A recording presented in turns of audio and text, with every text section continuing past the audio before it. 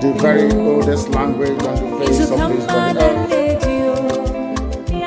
Chico Dikabia Mapuni, Chineke, and Son of the Winner, Isala, Nina, Goza, Hanso, Nana, Jama, Nana, Farosi, Oponana, Obiam, and then saw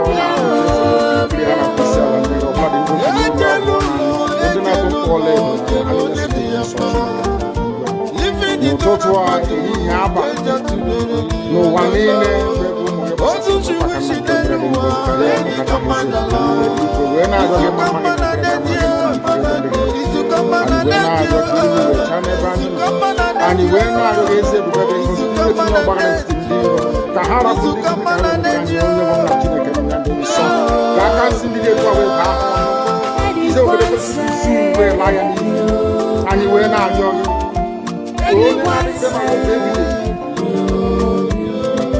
you will make a difference with your source and no more and we're not going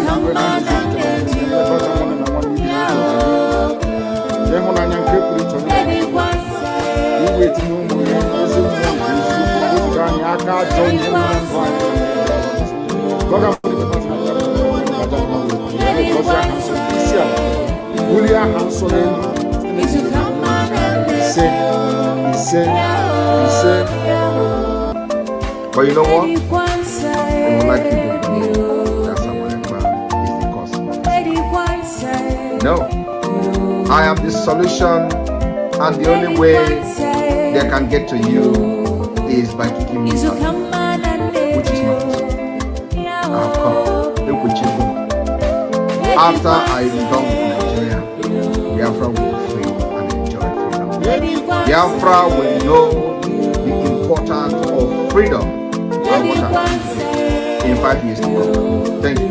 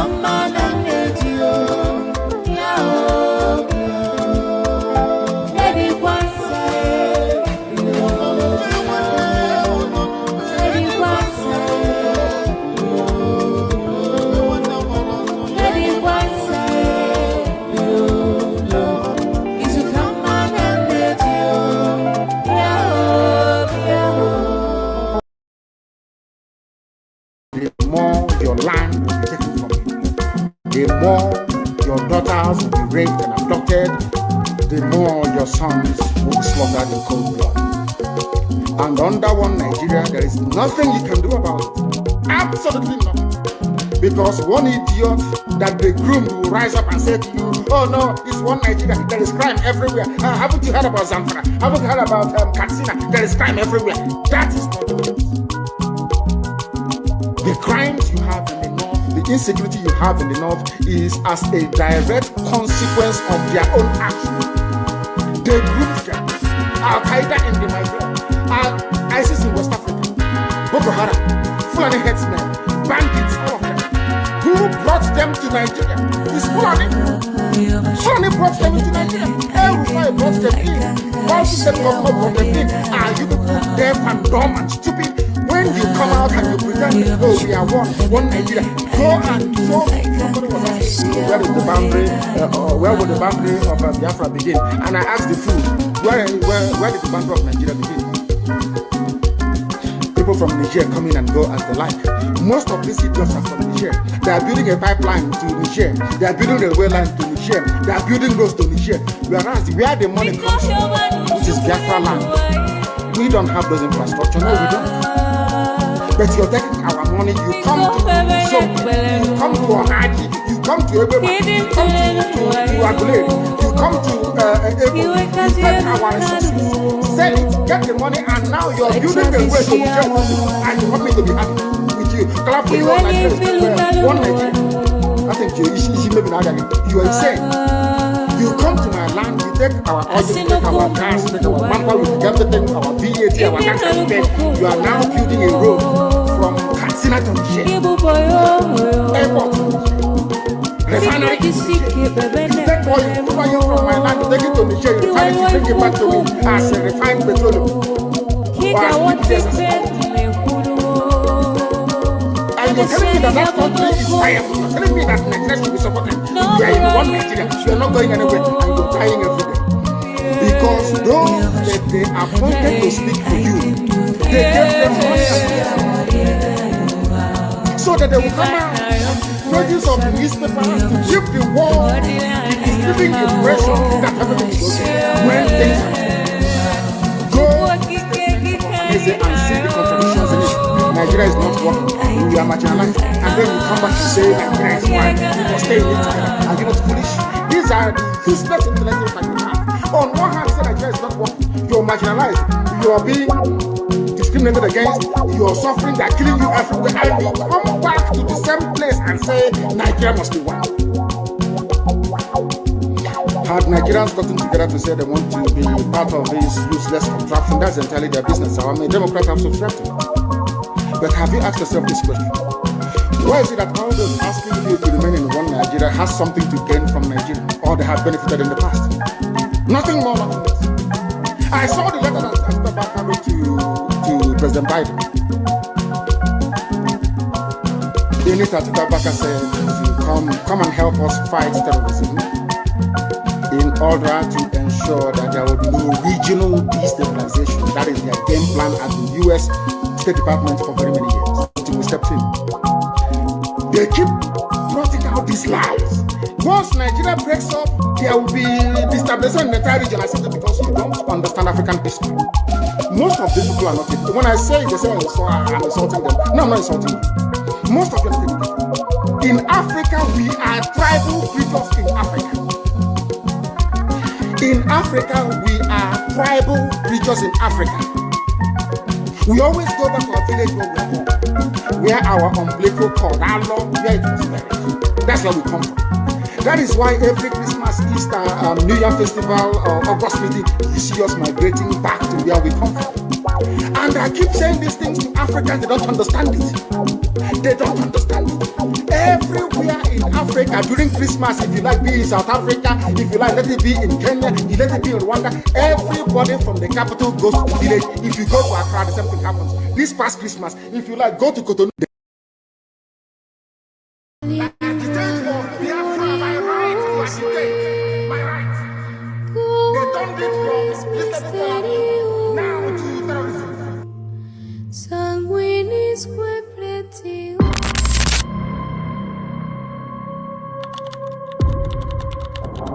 Breaking news reaching us now, the leader of the indigenous people of Biafra, Nnamdi Kanu, has been arrested, extradited to Nigeria, and is right now being arraigned at the Federal High Court in Abuja. Kanu is facing charges bordering on treasonable felony instituted against him at the Federal High Court.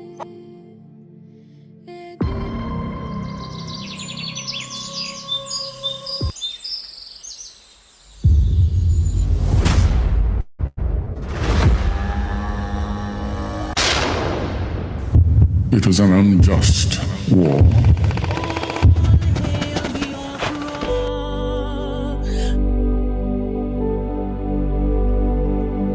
Long ago, in the heart of Biafra, a nation was born from the ashes of war. A war that scarred the land and its people, yet it never killed the spirit of freedom.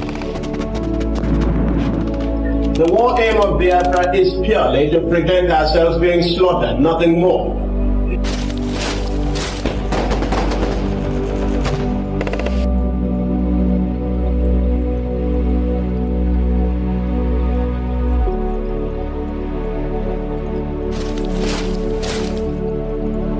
It was in this land, scarred by conflict, that Nnamdi Kanu was born, a son destined to revive the dream of independence for Biafra.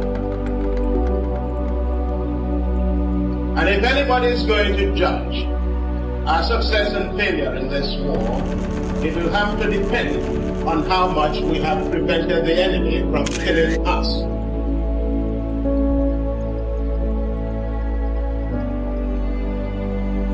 Raised with the echoes of his ancestors' struggles, Kanu understood that the wounds of war ran deep in the hearts of his people. The scars from the Biafran War, which ravaged the land and cost countless lives, had never healed. The dream of an independent Biafra, broken but not forgotten, lived on in the hearts of those who survived. It was these voices, these memories, that called him to action.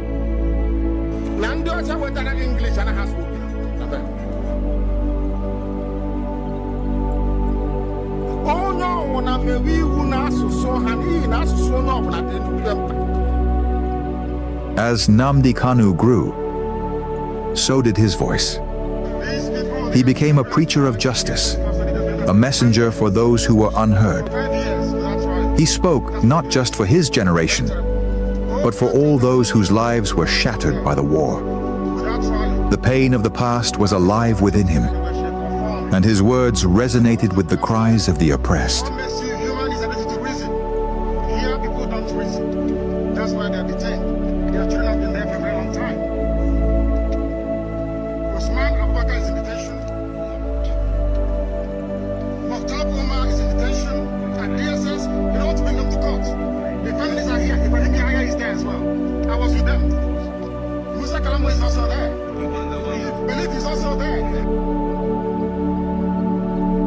But as Kanu's message spread, so did the fear of the establishment. His calls for self-determination grew louder, shaking the very foundations of the government. They feared the revival of a Biafran spirit, one that could awaken the wounds of the past and ignite a new conflict. And so, they moved against him.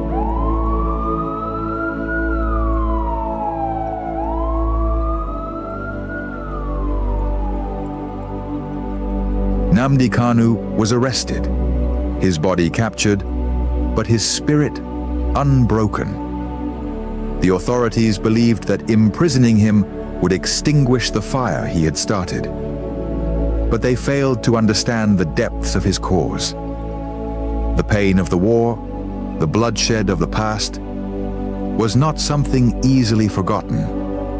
It was a flame that could never be fully extinguished. His arrest became a symbol of the struggle that began in the blood-soaked fields of the Biafran War. The demand for freedom was still alive. The fight for justice continued, not just for Nnamdi Kanu, but for all the lives lost, for all the children born into a world of scars.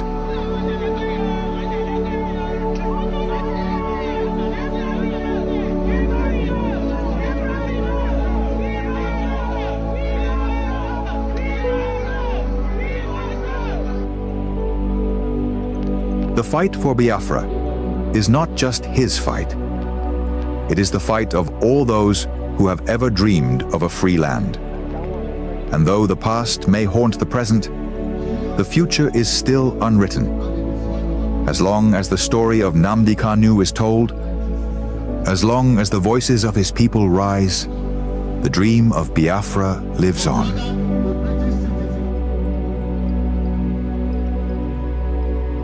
Arrested again, again, again, again, again, again, again, and yet again.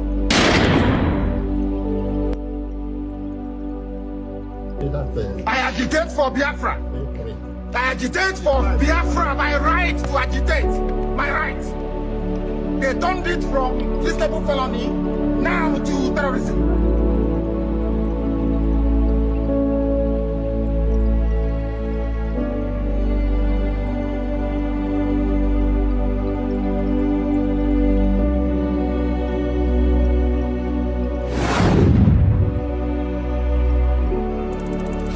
This is Nnamdi Kanu speaking.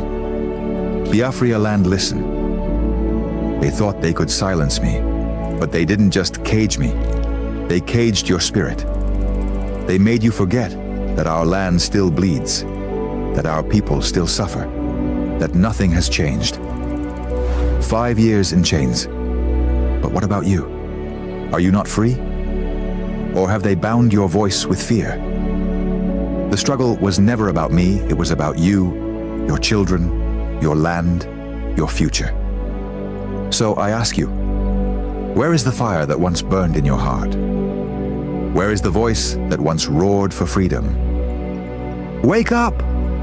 Rise again. Speak. Act. Remember who you are. This is Nnamdi Kanu. From the book of Psalm, chapter 7. And I will pray in English because a lot of people are listening all over the world. I mean, a lot. Millions are listening all over the world. And I want them to follow our proceedings this very evening. Very, very critical, very, very important that we do so. O Lord, my God, the creator of the heavens and the earth, we take refuge in you. Save and deliver us from all that pursue us. Because if you look away from us, they will tear us apart like a lion and rip us to pieces with no one to rescue us. Because the world is against Biafra for no reason. We are hated, we are despised for no discernible reason. Only thee, O Lord God Almighty in heaven, is our Savior, not man. You must come to our rescue because you are our Lord and you are our God. If we have done this, if I have done anything, if there is guilt on my hands, if I have repaid anybody, be it friend or an adversary, with evil or without cause, have done wrong to any man or woman, then let the Fulani Janjaweed pursue and overtake me. Let them trample down my life to the ground and make me sleep in the dust. Arise, O Elohim, Adonai El Shaddai, in your anger, rise up against the rage of the Fulani Janjaweed Caliphate and the Zoological Republic. You will rise and you will fight for your children. You will awake, O Heavenly Father, Lord God Almighty, the creator of the heavens and the earth, the owner of the universe, for you must decree justice. Let your children and all men and of goodwill gather around you while you sit on top of your throne in the highest of the heavens, the habitation that only thee can ever occupy. Only you, O Heavenly Father, will judge the people. You will vindicate me, O Lord. You will vindicate IPOB. You will vindicate your children of Biafra according to our righteousness, according to our integrity. O Most High, bring an end to the violence of the wicked. Bring an end to Fulani Janjaweed violence in our land. Bring an end to their abductions. Bring an end to their kidnappings. Bring an end to their extrajudicial slaughter of the innocent. Bring an end to their forced conversion of Christians into Islam. Bring to an end their mediocrity. Bring to an end their senseless feudal rule.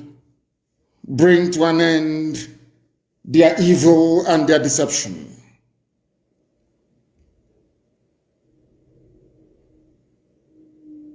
Come and secure the righteous, because only you, O God Almighty in heaven, can see in the dark. Only you know the hearts of men. You are our shield. We have nobody. Between 67 and 1970, the whole world ganged up and fought against your children. We did not steal anything from anybody. We did not go after anybody's possession nor inheritance. We were on our own in the land that you gave to our ancestors. They conspired, they connived, they colluded to kill us. Over 5 million people. We are dead at the end of it. You are our shield. We do not trust in any man or in any state.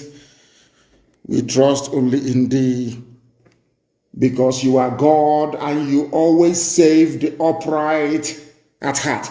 Anybody whose heart is clean, O Heavenly Father, to those you do not abandon to their enemies. That is why you cannot abandon IPOB. That is why Biafra can never be abandoned.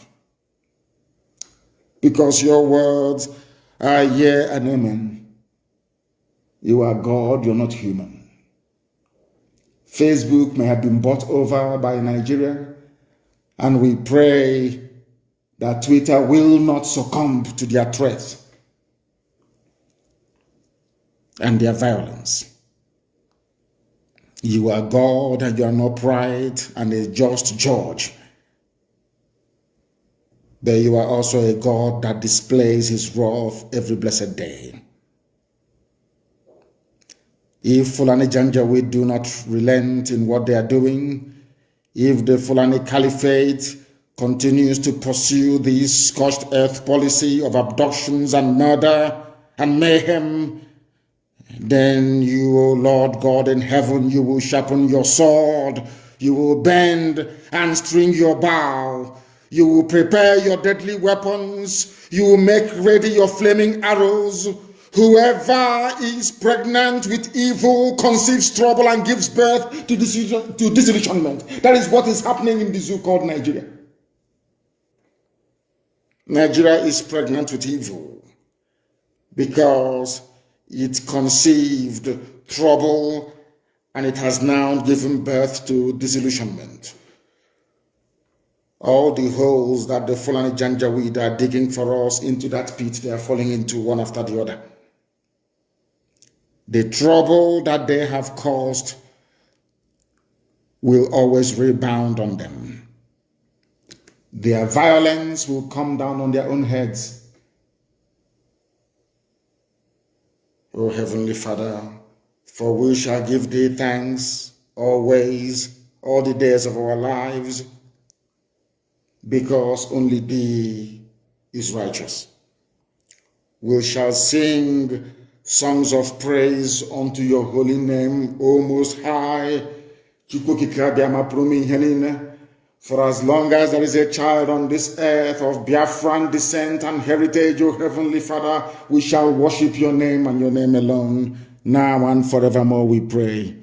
He said, that was our prayer this evening. We are now going to proceed without further hesitation to bring to you the gospel which I have been mandated by heaven to preach to the children of men. Go back to the message of our leader, where our leader give criteria of those who will make up the 100 men to get Biafra. And then after that, I'm going to go straight to the story from Biafra land. Let us go there. Ask it. From one of your previous broadcasts, you said that you need about 100 men from Biafra land. Yes. To join you in this struggle. Yes. So I've been wondering within myself since then, trying to know what kind of men are these men that we need. The type of men we need are those who are pure at heart, loving Biafra with all their being, willing to sacrifice anything sacrificable for the restoration and the sustenance of Biafra. People who will gladly give anything, I say anything, to ensure that Biafra is restored. And I have a shocking news for you. In all the years that we have been agitating for the freedom of our people, I have not found up to 15 people who are the way that we are, who are willing to sacrifice everything sacrificable to make sure that Biafra is restored, without enmity, without rancor, without greed, without jealousy, without any personal interest. We have been fighting for years. I'm telling you, in all my life, I have not come across up to 15 people that will do anything for Biafra. Never have not. And Chukwukikabiyama said, until there are 100 of you, nothing will happen. I need minimum 100 of you that can dedicate and give anything for Biafra, and then you see Biafra come. Then we are pushing for that and praying for that, and this year we are going to make very serious inroads that I can assure you. So if you are one of those who are prepared, I want you to, the analogy, the simplest analogy is like the disciples that followed Yeshua in the New Testament. Yeshua said to them, you must abandon everything. Everything, even those of you who are fishers of men, you must abandon everything you're doing and come and follow this very ministry. Come and join this very gospel. That is the mindset that people will need to have. It doesn't matter how poor you are, how wealthy you are. You must be prepared. I'm not asking you in the physical to abandon everything you're doing, but in the spirit, your mindset has to be such that you are willing and prepared to abandon everything in life and to sacrifice anything, sacrifice death to get Biafra. Those are the people we are looking for. That is the 100 we're talking about. So there are some people who serve IPOB in various capacities. We have officers, both junior and senior. That doesn't mean they meet this criteria. This criteria is meant for the, I don't know, let me not say it live, okay. But when the time comes, you know. And thank you very much for your question. I welcome it and I love it. Thank you very, very much. If you have called us before, this criteria is the reason all the people, the criminals in the DOS must go for Biafra to come. Our leaders have suffered, have endured, and suffered so much until now. That Fulani is against, go and love that very thing. That is what is going to save you. The same trick they're playing on some of you now. Look at Hausa land. I have just mentioned the first lady of Zamfara State. It's a Hajiya Aisha Bello, Fulani. Zamfara does not belong to Fulani people originally. Zamfara is an ancient, they are ancient people, very old. They were the people that told an English cartographer many, many centuries ago that living across this very plain of Benue is the lost tribe of Israel. The map was put together in Shoreditch in London. For information, it was the Zamfara people. They are old, very ancient people. But their first lady is Fulani that just came a few centuries ago, not even centuries, decades ago. Janjaweed from Senegambia. And they are securing their own people. They know that Miet Yala is the front, Miet Yala is the hitman of the caliphate, using cattle as a disguise. Everybody knows that very well. Who doesn't know that Miet Yala, they are the hitmen. Remember they told us that people killing us and bandits in our forest, they are from Mali and Timbuktu. Have you all forgotten? So you have all forgotten. Anyway, no wonder you're in a zoo.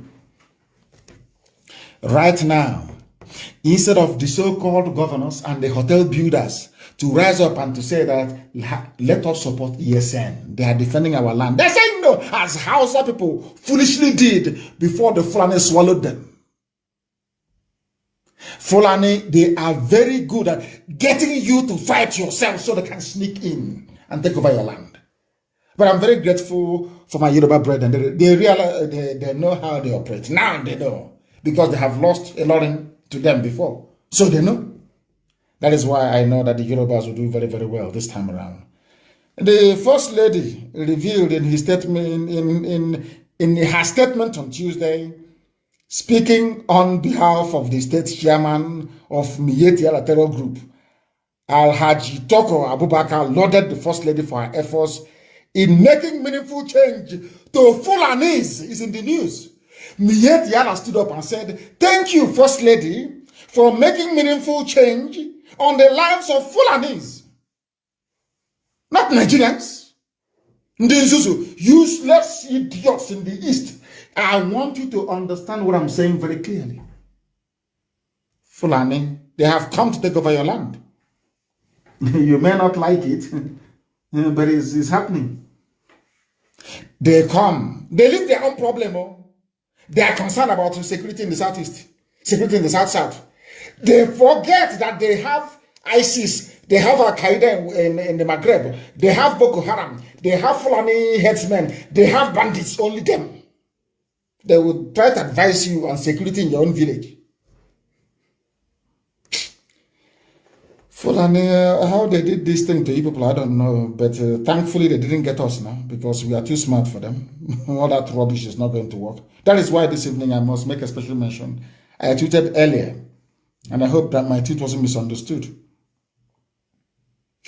It is now that it is dawning on everybody that IPOB has won the argument. And that is why this Omunchoncho Mwaka are doing court in the village. Because these are the same people who are crying, the same people that SARS will arrest them, cut off their penis, and send to China, and make profit for Obasanjo and for the British High Commission in Nigeria. As I told you a few weeks ago. Because now, sometimes you don't understand what I'm saying. I told you a few weeks ago that SARS was set up to be dealing with organs, human parts. That is their job. And the main financier is Britain. I told you that. You thought I was joking. Now it has blown now. A container load of penis from our side. People should go and check where the children are. In China. From Nigeria in China. From SARS. Obasanjo has a lot to answer for. I'm telling you, that man is evil. Evil. He is doomed for two reasons. He will be a slave all his life. Not just to Western intelligence agencies, I won't mention their names. He will be a slave to Fulani forever and ever. I thought Obasanjo was a man of honor, a man who can, at least you stand on your own and speak the truth. He can never speak it. He was one that brought SARS in. But today his people they are doing fantastically well. And I want to commend the Oni of Ife. I want to mention him.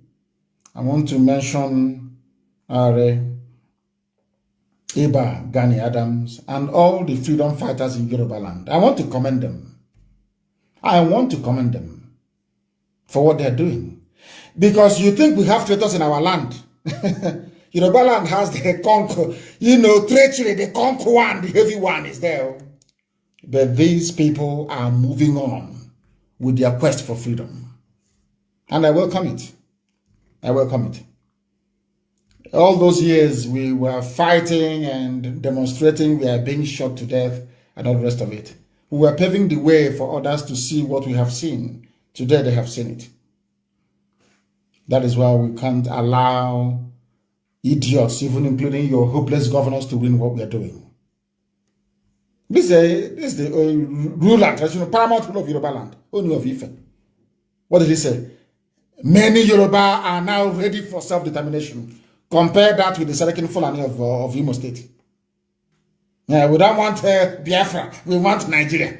But the restructure, who is going to give you? Fulani will give you restructuring? Are you mad? Are you out of your mind? They can never do it. Fulani will never do it. over their dead body, because they understand. If Fulani makes the mistake of 2023 and power leaves them, they are finished. You don't, even if it goes to an imbecile like Tinubu, they know that they've lost it forever and ever. Because in a matter of 2 months, all the things they have done will be unraveled in 2 months, only 2 months.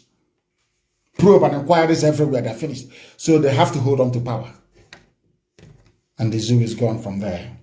Many Yorubas are now ready, the Oni of Ife and the Bagani Adams. So I commend them, deeply. I commend them. That was why I tweeted earlier today that we are all miscreants now. Everybody is a miscreant now. Because if you believe in self-determination, if you doggedly believe in your rights to be free in Nigeria, you are a miscreant, according to them. Zoo. And I'm glad to welcome into the fold of freedom fighters, the Oni of Ife. Of course, Ekpa Adams has been on the front line for a very, very long time. Very long time. I commend them. I commend them. And I say kudos to them, and more especially to IPOB, because you made it possible for people to have the courage to rise up to say, we too would like to be free. It is IPOB. That is why every agent of darkness is doing all they can to see if they can reduce this noble family to nothing, but they cannot succeed. Like carrying Biafran flag to go and rob a bank. So people will say, oh, is this how the Biafran one, is this how it's going to be? You know those idiots that talk rubbish all the time. You know, but instead they're killing us. But Omahi will not speak in condemnation of what his friends are doing. But he will rise up in the morning to speak to a Janjaweed TV station channels to condemn people defending Ebonyi citizens, to condemn our actions. But he will not condemn the actions of the perpetrators. These are the leaders. These are your leaders. These are the people you have. Like weak. These are the people that you have. We are fighting battles on multiple fronts. Some of you do not understand. Because a white man understands what Biafra means. That is why if you go to a meeting in New York, you mention Biafra, they all run away. They know, they understand. That is the light of the world. The light of the black race all over the world rests on the shoulders of Biafra. Biafra emerges and the black man is free. Simple as that. Biafra doesn't come, a black man can never. That is why there is this grand conspiracy against Biafra. I went to that experiment today. You know my Facebook page, Mazi Nnamdi Kanu Official. I tried to go there to broadcast today I think for the past 2 months or thereabout. When I started the program, we were close to 4K viewers, so to speak. Now we are at 246. Now ask yourself, what is the interest of Mark Zuckerberg in Biafra? Because he's one of them. People rise up in the morning and they, Lucifer will go, Satan will enter into them. Fight against Biafra. Fight against Biafra. And that's it. Because the devil understands that in Biafra rests the light of God. I'm not telling you so we feel better about who we are. In Arochukwu, where our ancients used to worship God, there is a village called Ihechio, where the light of God, where the light of God shines. That is the name of the town. There is no other place in the whole world that has such a name. No other place on this earth. Where the light of God shines upon his children. Ihechio. That is why they will be against us, but they will fail. Because I know who I am. Some of you don't know who you are, but I do. I know who I am. That is why I also commend the youths of Ebonyi State. They called amalgamated Mbiejogu Youth, ANY, for rising up to condemn the attacks happening in many communities over there, where 12 farmers were killed. Umogudagbo community, Huku, LGA, in Ebonyi State. Channels TV will not carry it. Never. Daily Trust, it's not going to happen. Or Punch, never. Because they want all of you to die off.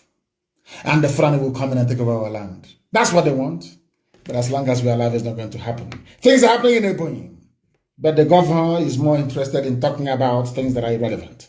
Absolutely irrelevant. When I want, sometimes I say to people, when we say things here on radio, Biafra, some of you think it is so fantastic, it's so outlandish, it's unbelievable. In fact, it was made up. It cannot happen. Eventually, it comes to pass. Like the idiot wearing a mask. That mask will fall off. Anyway, let me not go too far into that, because some of you are products of the British Empire. You do not know how to reason independently. You always look for validation of whatever you're thinking to come from somebody else. That is the difficulty, and that is the problem that some of you are having. And I do hope and pray that as we go forward, that some of you may be able to develop some semblance of common sense and be able to reason independently for yourselves. When I read about these Chinese authorities seize over 7,200 human penises on a cargo ship from Nigeria, I was astonished. And let me tell you the funniest thing about we black people. Why I always go back to say that the brain of a black person is deformed somehow is this. This type of news, anywhere else in the world, there will be wall-to-wall coverage of this very news. Now ask yourself, for a man to lose his private part, he has to die, isn't it? So in Nigeria, your SARS, so-called police, our police, Nigeria police, this work is difficult, Nigeria police. Your police and your army working in the East, killed because no man, I don't know if many things happen these days anyway, but I know that nobody, at least where we come from, has two penises. There's only one per person. 7,200 men have been killed by the Nigerian government, the police and the army. And I told you before that they will kill you for your human parts. Some of you thought I was joking. Isn't it? But here it is. Here, another justification. There is nothing I can't come on this noble platform to lie to you. I can't do that. 7,200 people killed by the Nigerian government, by the Nigerian state. Not only did they kill them, they were mutilated. Their penises cut off and packaged for the Chinese market. And somebody asked earlier, I don't know what the Chinese people are doing with black people's penis. I don't know what they're doing with it. Can anybody tell me, please? What are they doing with it in China? Is it in the noodles they're going to send back to us? What are they doing with it? 7,200. And I told you, it was under the reign of SARS, formed by Obasanjo, sponsored by the British, because Britain said we are the ones that gave them training. So you train them on how to kill people and cut off their private parts to sell. Because Britain wanted to take over the market of human parts, supplying liver, kidney, pancreas to patients all over the world. That was why Britain sponsored the formation of SARS, Special Anti-Robbery Squad. Go and do your research under Obasanjo. Because Obasanjo is a slave, as I said, of two world-renowned spy organizations. A slave, Obasanjo is a typical African slave, typical quintessential African slave. He cannot reason or defend his own people. They brought in SARS. SARS went into work. And now a cargo, a ship, carrying human penises, men, your young boys, killed 7,200. And you wake up tomorrow and say, one Nigeria, hey, we're in one Nigeria. Let's be in one Nigeria and unite and move forward. Whereas, if you come back home late at night, or if you miss road on the way, you are dead. They will kill you, they will cut off your penis, they will take your liver, they will take your kidney, they will sell it. Why wouldn't they support the constitution of one Nigeria? If their people are sick, they can order kidney or liver from Nigeria. Why bother? Why should you break it? So if you break Nigeria now and everybody's on their own, where are we going to get our liver from? Pancreas, kidney, all these things from where? Lungs to replace smokers, chain smokers that have developed lung cancer in America or in Europe. from you and I. They're waiting. It's like a farm where they harvest. I told all of you during NSAS program, you cannot stop your protest. If you stop, you're finished. And some of you, as they're doing today in Anambra, you abandoned what you're fighting for, started looking for packets of Indomie in a warehouse. Palliative. These black people looking for food. Now you have finished the Indomie. You have finished the spaghetti. You have finished the tin fish. That thing holding you, has it left you? Black people, I'm asking this OG black. After you abandoned SARS protest to go and look for Indomie, that thing holding you, has it abandoned you? The answer is no. You still have the same problem. That is why they can. This is the one they found, though. 7,000 is the one they discovered by mistake. Imagine how many that has gone there. Today, people refer to Obasanjo as an elder statesman. Elder statesman. Whereas this man instituted something that is worse than evil itself. The harvesting of organs of his own citizens. Anyway, in Africa, because we are black, you know, we always love evil. People, some of you will like him because he's evil. You know, we are black, man. We love evil very much. This is a confirmation of what I have been saying all along. SARS is not special. They are there to kill young people. Once you're handsome, you're from the East, and you're doing well in Amacha, they'll bring you out from a bus conveying you, and they'll kill you. Nobody's going to ask. Who's going to ask? Because the Britain you're complaining to, Britain, they need the fresh liver. They need kidney from young people from our land. When it comes to organ trade and transfer, there is no racism. Because it's an internal organ. Nobody knows which organ is a white man or a black man. Once the blood type can match, that's the end of the story. They now become, they're no longer racist. They love black once your liver is concerned. And now, once they have taken the inside, some unscrupulous individuals in China will say, at least bring us the penis. Bring us the penis, we need it here. And you're in Africa. Shouting one Nigeria. You people are insane. People are mad. Lunatics everywhere. Lunatics everywhere. Some of you have, the reason why I preach the way I do is because if you cannot reason, you can never make any progress in life. Reason is what makes you human. Ask yourself, is my child's penis amongst the 7,000 and something that is sent to China? This is from Nigeria. Those people that they killed, they have parents. They have brothers and they have sisters. Even if they don't, they have relatives. The nearly 7,500 penises of young men from Nigeria, so to speak, is in China. To service that market. Where is their liver? Where is their kidney? Where are all other vital organs in their bodies? Who got that one?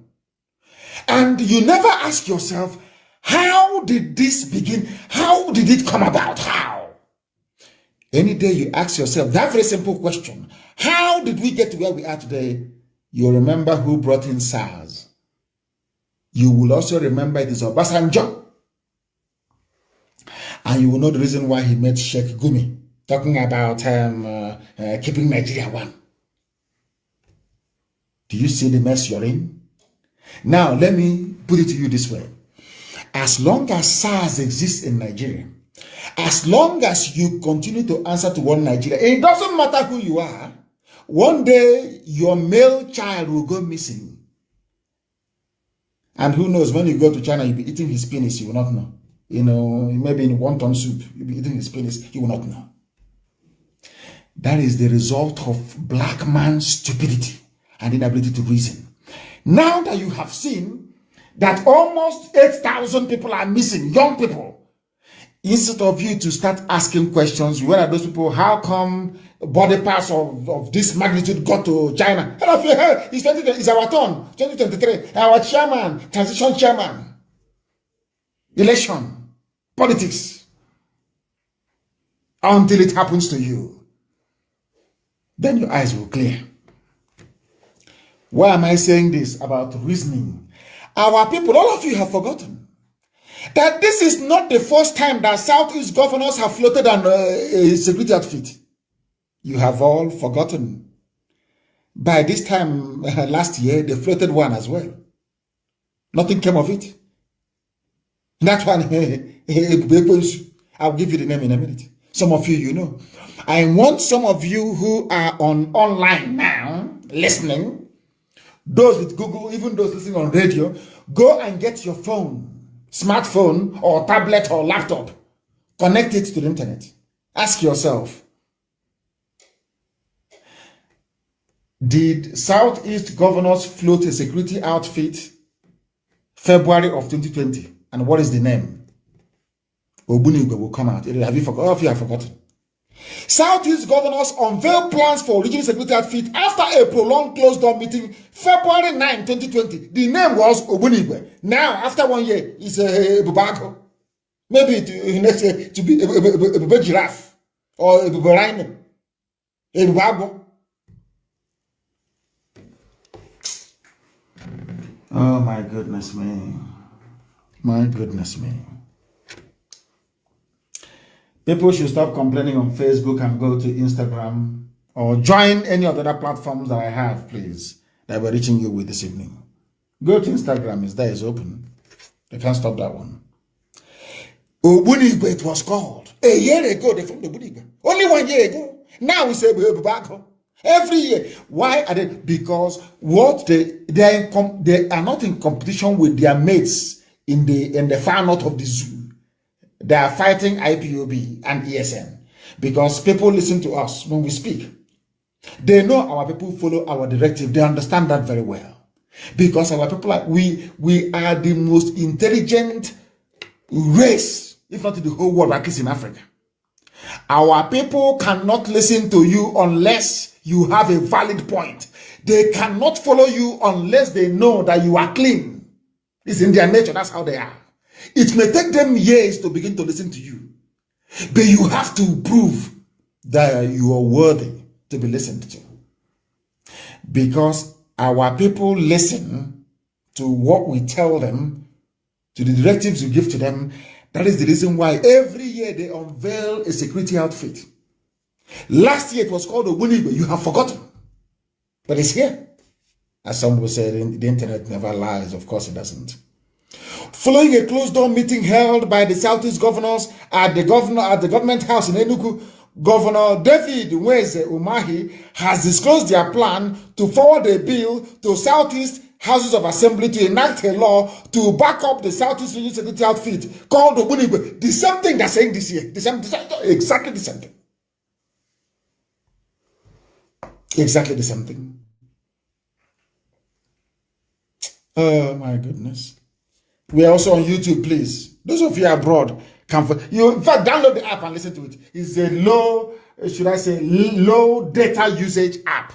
It is. Because Facebook won't allow all of you to listen. Because they're terrified of us. They are terrified of the truth. Did you hear what I said? I said last year they formed Obunigwe. And as they were forming the Obunigwe, they said, we are forwarding a bill to all the houses to enact a law. The same thing they said 4 days ago. This exactly the same thing they said 4 days ago. It's now a Budele. Last year was a Obunigwe. Now it's a giraffe. Also. This year. Are these the people you would trust with your lives? I'm asking you.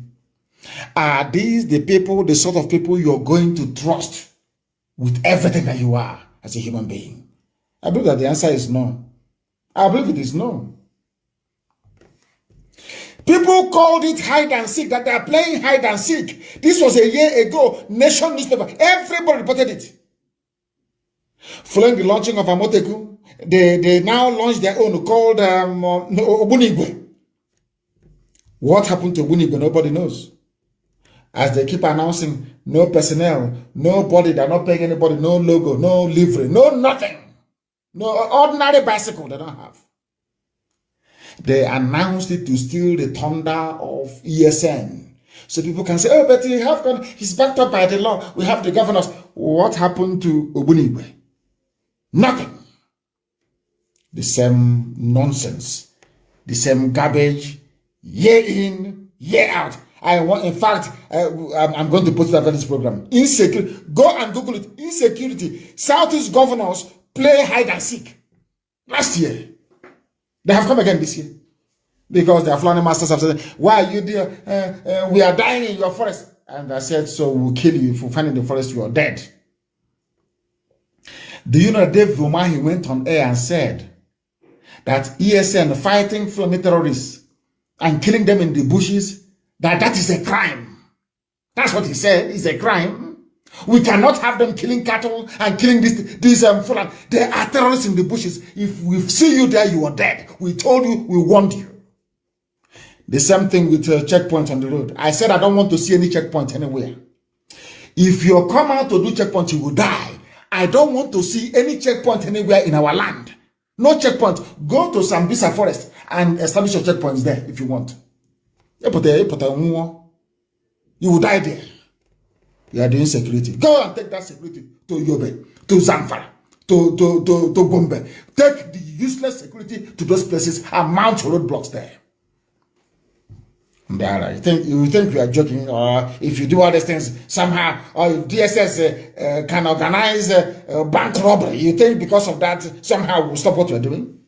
Hey, is it Biafra'S? They had, you see how foolish they are? They had Biafran flag with them. And then so what? Don't the devil wear white sometimes? Lunatics everywhere. Lunatics everywhere. They think that we cannot preach this gospel of heaven. But nobody can stop us. If you go to Oprah News, it is there. Published a year ago by Adelaja. Adeoye is there. Southeast Security Outfit Ogbunigwe. They used that Arsenal logo. Arsenal. Last year. Southeastern Security Network. Last year. Is Ogbunigwe. With Arsenal logo. Arsenal Football Club in England. Now, let me read the news for you. The Southeastern Security Network, codenamed Ogbunigwe, has been accused of plagiarism of a popular London football club, Arsenal. I hope it's very clear to all of you. Ogbunigwe was launched. Where are they today? Where are they today? I ask all of you. On Friday, even I think in Kaduna they launched their own as well. It's called Shege Kafasa, which means I dare you in Kaduna. Everybody, we all have our own security in everybody, every hamlet, every state, every street. But you have police and you have army in the zoo. Because the army is more interested in joining terrorists to fight you. That is the thing that people do not understand. And that is what we are fighting. And who knows, maybe one day, some of you will appreciate it. Some of you will understand it. Will understand very clearly what we are doing.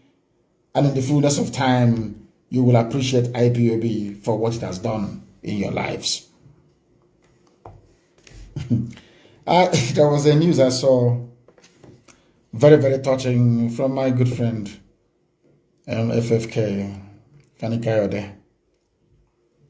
Ganduje made a comment. This is for one Nigeria. It's supposed to believe in one Nigeria. Let's move our country forward in unity and in progress. Dear me. Somebody is referring to us as minority tribes. You see, let me tell you, I want something to be done tonight, please. And I want Karamonde to do this. I know she does this a lot and does a lot of research for us. Go and bring out that there is a video. A white man, I think now he's dead. And some documents, how Britain rigged the census results in Nigeria. I want it, please. Tonight, I want it everywhere.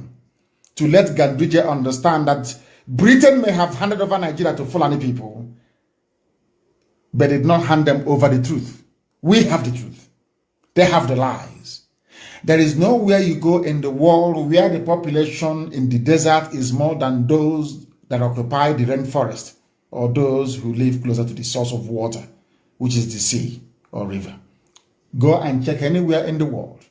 The population of desert dwellers are always fewer than those that inhabit the rainforest. Everywhere in the world. It's only in the zoo called Nigeria that everything is upside down. That now people who are dwelling in the desert outnumber those who are in the rainforest. What a joke. What a joke. But this, I'm sure these lies, if they keep telling it, maybe Daily Trust and all the Janjaweed newspapers and TV stations like channels, one day you all swallow it hook, line, and sinker and become even more gullible than you were the day before. This is what we are contending with. This is what we are fighting in the zoo. He made all these comments because Fulani see you as their property. You cannot do anything. Britain is backing them. Rome cannot speak. They can slaughter every Christian in the zoo. The Pope will not talk. They can do what. In fact, Anglican Church is the most useless church in the whole world. Even I was taken to Anglican Church. Don't get me wrong. It is the most useless out of all of them. The people that gave us Anglican Church, gave us the Bible today, they are the ones telling us that Fulani must rule us. Fulani must rule us. Maybe people should stop going to Anglican Church. It's the most useless. Go and look, change the name or something. Change it to Biafran Church. Change it to Biafran Church. Don't call it Anglican. Anglican Church means English Church. Are you English? You going to Anglican, Anglican. Are you English? Anglican means English. Are you English? Are you English? I'm asking you. The most useless congregation in the whole world, Anglican Church. Useless to the core. Useless to the core. Oh my goodness. Then he's begging Ganduje to stop making provocative comments. Did the Bible not say, out of the abundance of the heart, the mouth speaketh? Am I wrong? Or did I get that right? In fact, every Anglican, anywhere you see Anglican church signboard, who paint over the Anglican and write Biafra on it. It's better. Anglican. Are you English? Anglican church. Are you English? I'm asking you. Even in Scotland, they don't have Anglican church. What they have is Presbyterian church or Methodist. In Scotland, they have Anglican church in Scotland. It's called Presbyterian church. Mad people everywhere. Anglican church. My fruit. Dara. The zoo belongs to Fulani. They're now saying it openly because they have the backing of Britain. Britain is the big daddy. Anything Britain says, it goes after all. Fulani can kill all of you. And Britain will go and speak to America. You know, that's our colony. You know, we have good relations. Leave us.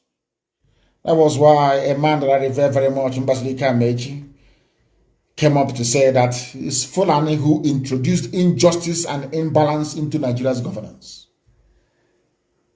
They are the ones that brought evil into the governance of the zoo. They will now run back at day. And we are going to expose what we may call probably the insecurity in the southeast, and we are focusing on Anambra State. Remember that a few days ago, I made a exposition where I brought a video of Chris Ngige, Dr. Chris Ngige, and I exposed how he was kidnapped, and some of you do not know that particular story. I want to also make it very clear today that I am publicly debunking any kind of accusation, allegation, linking IPOB, linking autopilot, linking Simon Ekpa to any kind of killings in Biafra land. Because a lot of people on social media, especially those who pretend to be fighting for Biafra, that is their new job. Their job now is to go to social media where anybody carry gun, they say is Simon Ekpa boys. Where anybody carry knife, they say is Simon Ekpa boys. Where anybody kill anybody, they say is Simon Ekpa boys. I do not know when Simon Ekpa becomes so powerful to have boys everywhere. I do not have any voice anywhere. What I do is to preach for Biafra struggle, and that's exactly what I will be doing. And no amount of blackmailing, no amount of linking me to anything will make me to step back an inch.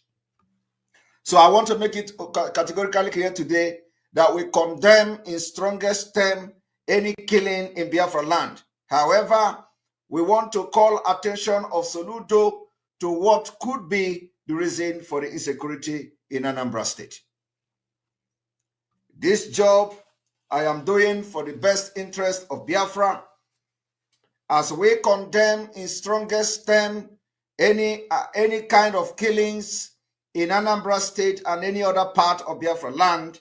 We are going to be analyzing the issue, the event, and the history of crimes in Anambra State.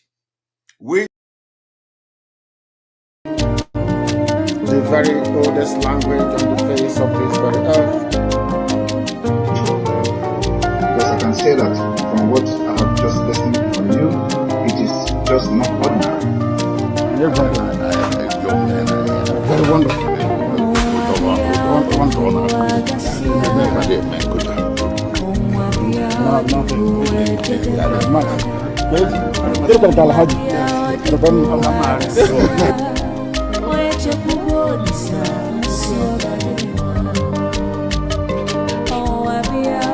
When my lawyers came to see me, I had a discussion with them about how I'm going to defend myself. I told them that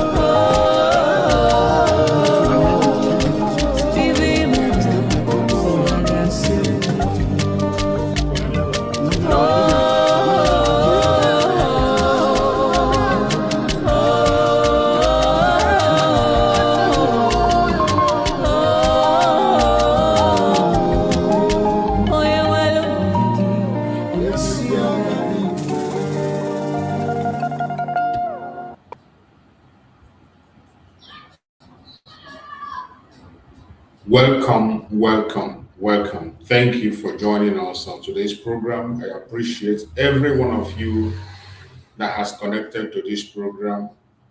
Those who were listening in all the intros and messages of Mazi Nnamdi Kanu and Mazi Simon Ekpa. I appreciate you for patient waiting and listening to that very, very strong message. May Chukwu Okike guide and protect all of you. I have said it that in this platform, one of our mission in this platform is to give Mazi Nnamdi Kanu a voice. Give Mazi Simon Ekpa a voice. Our mission is to present Biafra to the world as the only remedy to the failed state Nigeria. In this platform, we will continue to defend the image of Biafra, the symbol of Biafra that we know that is undeniable. Our supreme leader, Mazi Nnamdi Kanu, and also our Prime Minister, Mazi Simon Ekpa Joko. We will continue to give them a voice. We will continue to give them a space for them to speak out. We will never allow anybody to cage them. A lot of lies have been spoken against Mazi Simon Ekpa. A lot of lies have been spoken against Mazi Nnamdi Kanu and has continued even as we speak. The lies are still going on. Today, they are not here with us. Today, they don't have their freedom to respond. But you and I, we have the freedom.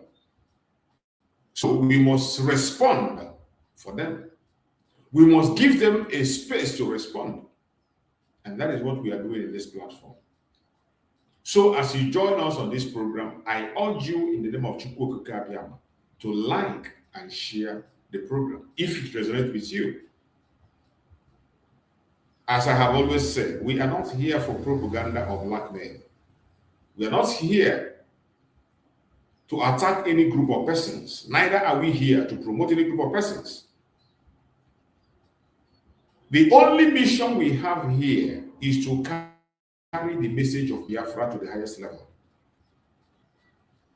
To present base of the Biafra, Mazi Nnamdi Kanu and Mazi Simon Ekpa to the world and to set the record straight. Whether you like it or you don't like it, whether you believe it or you don't believe it, regardless your opinion, it doesn't matter. And it will not stop us from speaking out or saying the truth.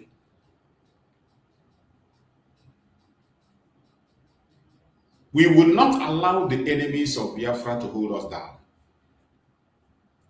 No matter how they continue to attack us privately, publicly, they attack our platform, they attack our program, they shadow ban us, we will continue to speak.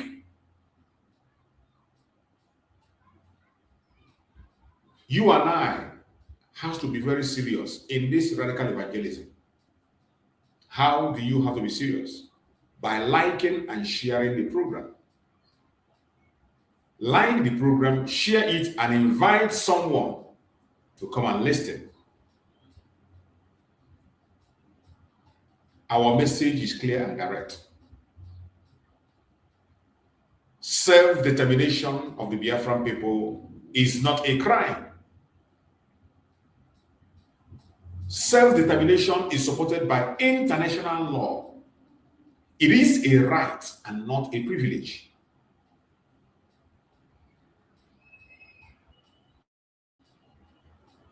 Self-determination is what we are asking for.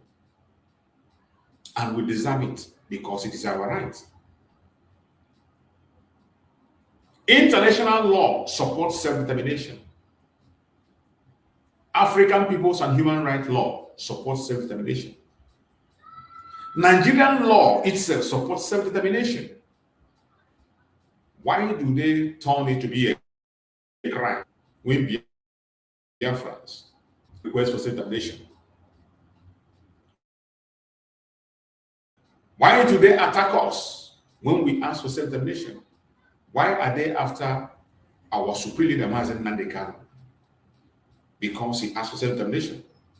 Why would he get a life sentence? Because of self-determination. Why would Mazi Simon Ekpa be detained? Because of self-determination. Even when international law supports it. International law supports self-defense. Why would you detain Biafrans because of self-defense? Where will you take the life of the innocent Biafrans because of self-defense? Why will you call us terrorists because of self-defense? even when international law supports self-defense, African peoples and human rights law support self-defense. Nigerian law itself supports self-defense because the government and its officials, we have seen, including the defense minister, asking Nigerian people to defend themselves. Why are these things a crime when it comes to the issue of Biafra? This is the global conspiracy that we are talking about, that the whole world must look into. This is one of the reasons we must not be silent wherever you are as a Biafran. The conspiracy is huge. The conspiracy is huge. And silence is not going to solve the problem. We must speak. So today, being Monday, is one of the days we must never allow the memory to die. Monday will remain a special day for the Biafran people forever. Monday will remain a special day. Will always be in our memory. Because it was a day that the Biafrans came together to show their unity. The day that the Biafrans rejected the accusation against our supreme leader, Mazi Nnamdi Kanu. And Biafrans came together and asked for the unconditional release of Mazi Nnamdi Kanu, and we are ready to make their own sacrifice to free him. Monday was a day that the Biafrans came together and showed the world that Nigeria has lost legitimacy in Biafra land. Monday was a day that every single one of us as Biafrans, without being forced, on our own, united together and cast a vote of no confidence on the officials of Nigeria that are operating in Biafra territory. Monday is bigger than you can ever imagine. And no human being will wipe that date away. That is why every Monday, I go back to that message and preach it. Whether they want to hear it, whether they don't want to hear it, no matter their propaganda, no matter their blackmail, every Monday, I go back to the streets to preach that message. Every Monday, I enter the street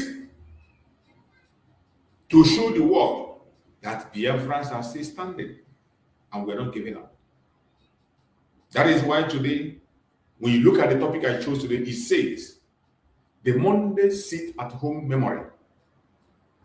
Why Biafran voice for self-determination refused to die. The Monday sit-at-home memory. Why Biafran voice for self-determination refused to die. That is what we are discussing today. I don't want to know how many people that are still obeying the Monday sit-at-home. I don't know, and I don't want to know how many people that are still participating. But all I know is that that memory remains with us, and it will never die. The memory of Monday sit-at-home remains in our mind, in our heart, and will never die. No matter their propaganda, no matter their blackmail, that memory will never die. And we will make sure of that. For as long as there is still a Biafran that believes in the actualization of Biafra, it doesn't matter if I speak tomorrow or not. It doesn't matter if I'm here tomorrow or not. Somebody is going to be out there speaking the same thing, saying the same thing I'm saying now. Because it is a divine project. A divine project that even when one is out, someone else will step in. The Biafran cause is unstoppable. So my fellow Biafrans that are watching wherever you're watching from, I appreciate every one of you. More especially those who are in Biafra land and participate in this, have continued to take this risk against all odds. I pray that Chukwu Okike will guide and protect every single one of you. I appreciate many of you that have joined and continue to join me on this program. Those who are truthful and sincerely seeking for truth.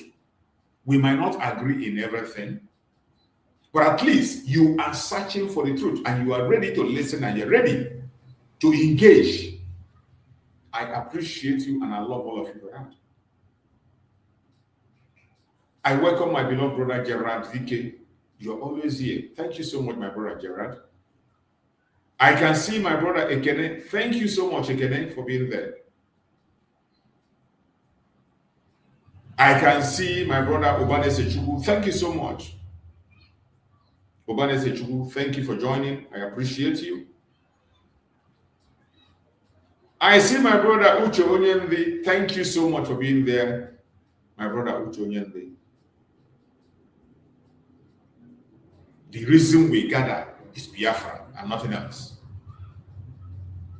Every one of you that are not here, you are not here because of me as a person.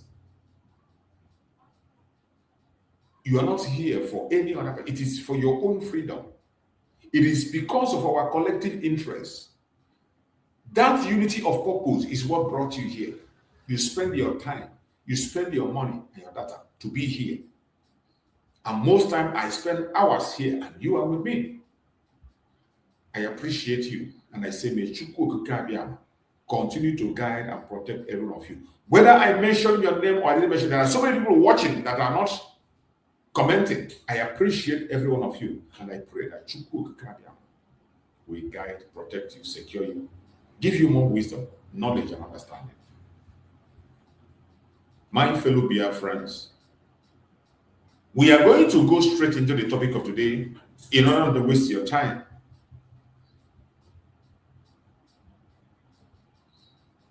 Brothers and sisters, today is not just another conversation. Today, we are speaking about memory. We are speaking about sacrifice and a movement that refuses to be forgotten. The Biafra civil disobedience, sit at home. The Monday, sit at home. A symbol, sun. A controversy to others. But to many, a voice crying out of safety, dignity, and self-determination. These are how different people see today. However you see today, it is a special day. That is why I say the memory must not die.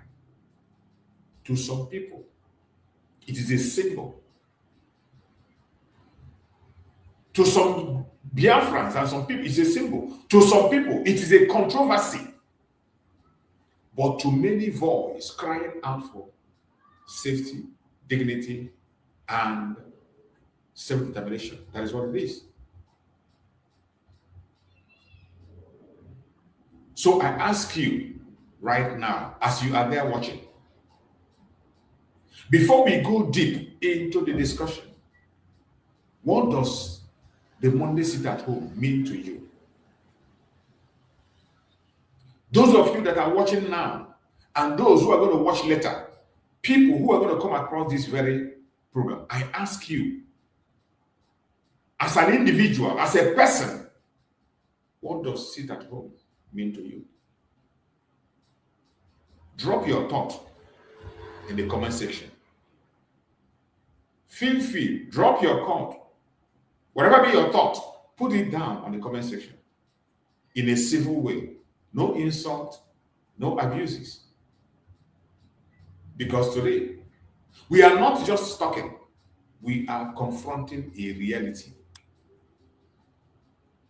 as we do all this, we are confronting reality today. Over the years, Nigeria has faced growing concern about insecurity, division, and distrust among communities. In the midst of all this, a movement emerged.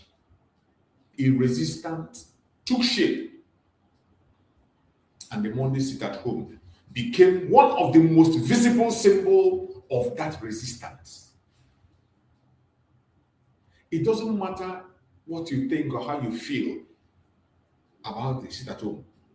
Monday sit at home is a visible symbol of resistance that the whole world can see. As I've always said, the only weapon that the government could not be able to take away. A very civil weapon. Very peaceful strength.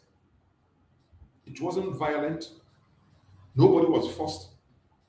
But it became the greatest resistance that the government was crying and shedding tears.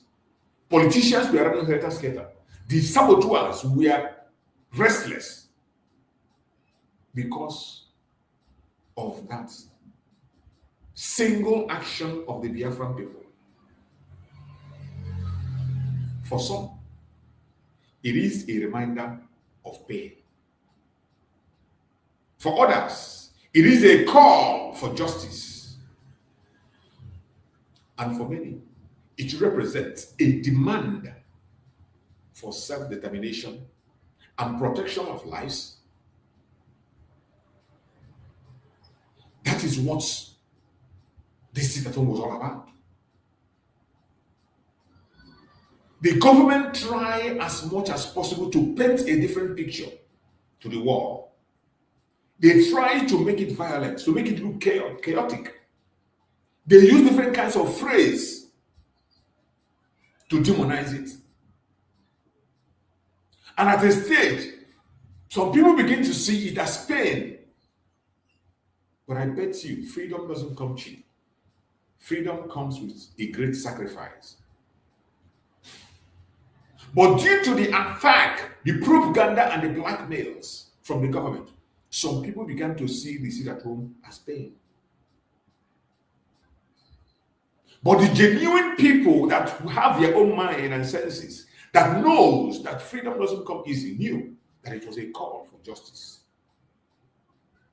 They knew that it was a call for justice. People across the world, not just Biafra, even every other people, they knew that that was a move and a call for justice.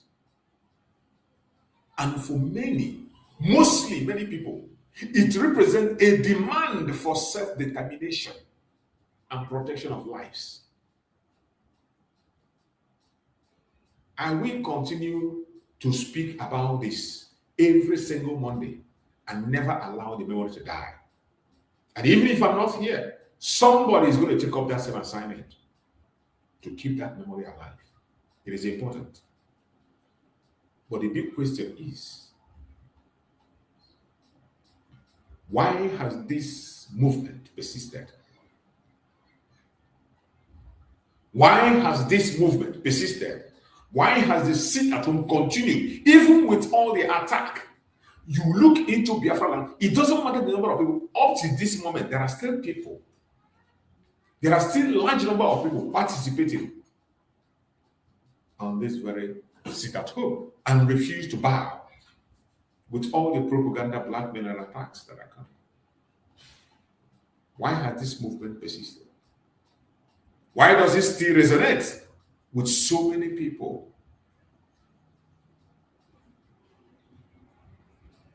Let's break it down. Because we are going to make sure we destroy all the lies they are throwing about. The sit at home did not just appear overnight.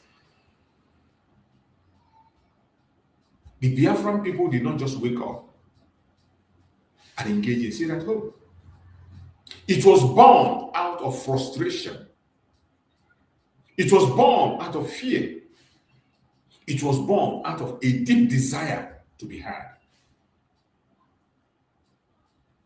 Every one of you know what happened after the kidnapping of Mazi Nnamdi Kanu. Mazi Nnamdi Kanu, who was our only voice, was kidnapped and silenced. There was no one anywhere to fight for us. There was nobody anywhere capable to stand up for us. We had no voice. We cried and shouted that our supreme leader was kidnapped from Kenya. Extraordinary rendition to Nigeria. A British citizen, and the whole world were silent. Nobody was speaking about it. Nobody talked about it. The Biafra'S were so frustrated. Fear gripped so many people. We cried and shouted. There was nobody listening. Nobody was able to hear us. Until we entered into the seat at home. It was the seat at home that broke the silence. It was the seat at home that broke the camel's back. It was the seat at home that made the world begin to speak on the issue of Mazi Nnamdi Kanu. It was the seat at home that made even the governor, the politicians, began to speak and call for the freedom of Mazi Nnamdi Kanu.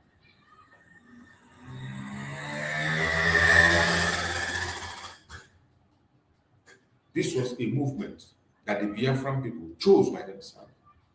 And it did exactly what it was meant to do. Every Monday became more than a day. It became a statement. Every single Monday became a strong statement, not just a day. And up to this moment that I speak, we are going to keep that memory alive. Every Monday, we continue to keep it. We will never allow ourselves to be deceived or taken out. A statement that says, we remember, we are not satisfied. We want change. But memory is powerful.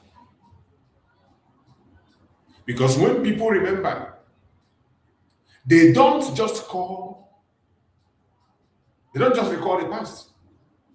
When people remember, they don't just recall the past, they demand a different future. That is why this memory, keeping this memory alive, is very important. It is more important than anything that you can ever imagine. I have said in the past, there are certain issues, certain things in this struggle that you don't play with. If you are genuinely seeking for freedom, there are certain issues on this struggle that you must keep to your heart. Some memories that you must not allow to die inside you. One of those memories are this seat at home. One of the memories is to remember that the supreme leader of IPOB, the face of the struggle, is Mazi Nnamdi Kanu. One of the memories is to remember that as a disciple of Mazi Nnamdi Kanu, the Prime Minister, who fought earnestly to make sure that his legacy stands. These memories must be kept alive. These memories must be remembered over and over again. Because when people remember, they don't just recall the past, they demand different future. Whenever we remember what transpired and why we are doing what we're doing, we demand for a change. We demand for a different future, which is nothing less than a free Biafra. The nation called Biafra, where human rights will be respected, where humanity will be respected, where Chukwu Okike Abiama will be worshipped. And that is why this movement, the movement of self-determination, the sit-at-home movement, continue to spark emotions, debates, and global attention. it is very important that we hold strong to what we have. Don't allow them to take it away. They are going to try, as they are already trying. At the heart of this conversation lies a word that carries weight across history. That word is self-determination. Our core pursuit that is making us together, the main purpose for which all that is done is being done, that Biafra'S are shouting on different platforms, is self-determination. Across the world, people have always sought the right to define their identity, their governance, and their future. So we are not the first people. We are not doing what has not been done in the past. We are not committing any crime. The only difference is that the global conspiracy and coldness against Biafra issue is unimaginable. And it is because of interest, the interest in the resources in Biafra land, mineral resources in Biafra land. That is why this coldness is so loud. It's not because we are committing any crime or we are doing something that hasn't been done before. Across the world, people have always sought the right to define their identity. We are not the first people. The right to define their own governance, the right to define their future, which is exactly what we, the Biafra'S, are demanding for. And in this context, many see self-determination as a path towards safety. That is how we see it. Self-determination is a path towards safety. It is a path towards stability. It is a path towards dignity and control over our own destiny. When we pursue self-determination, it is not for war. We are not calling for war. We are not calling for chaos. We are not calling for hatred against anybody. It is not targeted at any particular individual. It is a path to safety. Because as you know today, everyone on this planet can testify that Nigeria is unsafe for humanity. Nigeria is unsafe for human being. It does not matter your religion. It doesn't matter your location. It doesn't matter your ideology. It doesn't matter your race. It does not matter your tribe. Nigeria is unsafe for human. The instability in the Zoological Republic is quite open and spread out, and there is no remedy to this stability. The greatest pain is that the instability is sponsored and created by the government itself.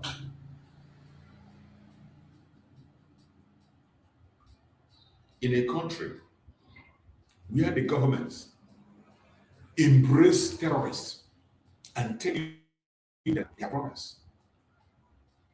In a government where government continue to pay ransom to terrorists, at the same time bring them in, recruit them, put them into their military, and send some of them abroad. Never had before on the planet Earth a government that we have had a legitimate court in Canada came out and told us that the leading parties in Nigeria are terrorist organizations. It wasn't said in secret. In the open, before the whole world. The instability is very, very clear. And that is why we are pursuing our self-determination. A country where every leading party, look at the one they call himself Peter Obi, running from one party to the other, claiming to be a redeemer. You want to redeem a country when you cannot even be able to stay. There is no party in Nigeria that is conducive for you, and you think only one man will run the affair of the country. From AGA, he ran to PDP. From PDP, he ran to ADC. From ADC to now NAC or whatever they call him. And some people continue to believe that illusion that he is going to do something in 4 years. Some people continue to believe that lie that he can change something in 4 years. An evil entity that is structured to fail. Structured to fail from the foundation. You heard what Mazi Nnamdi Kanu said in the video I played before, which is absolute truth. There is no other country in the world, no part of the world, where the desert is more populated than the Savannah region, the rainforest. It is not happening. There is no part of the world where you can see more population in the desert, more than the river area. It is not happening. Only in Nigeria, because of fraud, because of falsehood and lies. And that was how they politically handed Nigeria over to the North. Even when they know that the North is not capable of anything. They are mostly uneducated. They don't have visions or mission. Their only agenda is towards their religion. How to take their Quran into the Atlantic Ocean. That is the only project every northern elite has. Their number one project, which they even talk about in the public. They don't care about your development. They don't care about water. All they care about is how to take over your land and plant their Quran into the Atlantic Ocean. So when we talk about self-determination, we are talking about safety. We are talking about stability. We are talking about dignity. Today, once you mention your name as a Nigerian, you lose your dignity. Immediately you present your passport at the airport as a Nigerian, you lose your dignity immediately. This is a fact that people testify about. It's not just because I'm saying it. People who are involved, even including the officials, have been embarrassed in the airport simply because they were holding their Nigerian passport. The Biafran people want dignity, want to be exempted from this evil. We want to have control over our own destiny. It is not bad to ask for something. It is not too much to request for. And that is why we are asking for self-determination, and we will continue to ask for self-determination. But there is this reality. Self-determination is not a simple conversation. Always know that. Self-determination is not a simple conversation. It raises tough questions.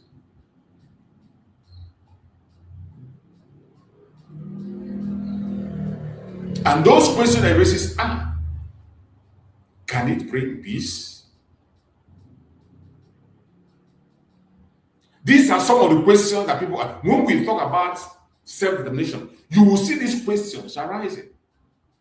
Some of them are asking the question genuinely, and some are, out of their mischievousness, are asking this question. But I bet you, self-determination remains the only pathway to peace in Nigeria. They ask, can it bring peace? Can it reduce insecurity? Or does it create more division? And the answer is, it will and can definitely bring peace. It will end insecurity. And it is not going to create any division. Self-determination does not mean hatred. It does not mean we cannot associate with our neighbors. We can still do businesses together. All we need to do is to respect our boundaries. If I'm going to the core north, I know I'm going to the caliphate. And I'll prepare myself to obey all their rules for the period of time I'm going to be there. If I'm going to the southwest, I will know I'm going to another country with a different law, and I'll prepare myself to obey their laws. If I'm going to Biafra land, I will equally know that I'm going to a place that I have to obey their laws. Others, we can still intermarry, we can still do business together. So many things can still be done together if we choose to, under an agreement that both of us will write and agree on. So the answer, can it bring peace, is 100% yes, it will. Can it reduce insecurity? 100% yes, it will reduce insecurity. Will it create more division? It will not create any division. Instead, it will unite people in respect for each other. But these are the questions that continue to divide opinion today. Some are asking it mischievously, not that they don't know that it's the right answer. And that is why this discussion is so important. It is very important. Like and share the program as you join. Don't just keep it to yourself. One thing almost everyone agrees on is this: human life must be protected. In this, every one of us agree that human life must be protected across different regions. People have expressed concern about insecurity, violence, and fear. Families want to feel safe. Communities want stability. Young people want a future they can believe in. So when people speak about movements, protests, and resistance, at the core of it all, it is one thing: the desire to live without fear. That is why we are asking for self-determination. That is why we are doing what we are doing. The desire to live without fear. And that is a universal human need. Not just in Nigeria, not just with the Biafra'S. It is universal. Human beings have the desire to live without fear across the whole world. It's a desire, human desire. So, when we speak about self-determination, why is our own case different? Why is they persecuted not because we want to be free? Why is Mazi Nnamdi Kanu given life sentence? Simply because he is calling for self-determination of his people. Why would Mazi Simon ever be detained? Simply because he is asking for the freedom of his people. Why? That is the big question, the big why. Why? All we see is controversies and perception. No conversation on this topic is complete without mentioning two highly discussed figures. There is no conversation on the self-determination of the Biafran people without mentioning our supreme leader, Mazi Nnamdi Kanu and Mazi Simon Ekpa. These people are undoubtedly the face of the struggle. More especially Mazi Nnamdi Kanu. Today, you have seen how low some idiots can go to attack Mazi Nnamdi Kanu. Today, some group of idiots today no longer regard Mazi Nnamdi Kanu as a leader. You know, when Mazi Simon Ekpa saw this coming, Mazi Simon saw this more than 4 years ago in 2021. 2021, Mazi Simon Ekpa saw this thing that is happening today coming. He saw it. He spoke about it. Nobody paid attention. Nobody paid attention. What is happening today? The attack on Mazi Nnamdi Kanu today. Mazi someone never saw it.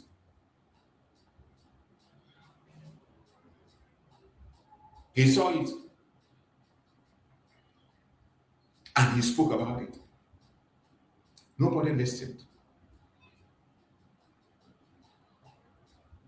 Even some people who joined this group to fight Mazi Samuel today, they have realized their mistake. They have realized their mistake. But some of them, out of their ego and pride, are not still bold enough to apologize for what evil they have done. Some have apologized. Everything that's happened today, Mazi Samuel was the one that was standing, fighting to make sure. He talked about IPOB being hijacked. He spoke about it. People called him name.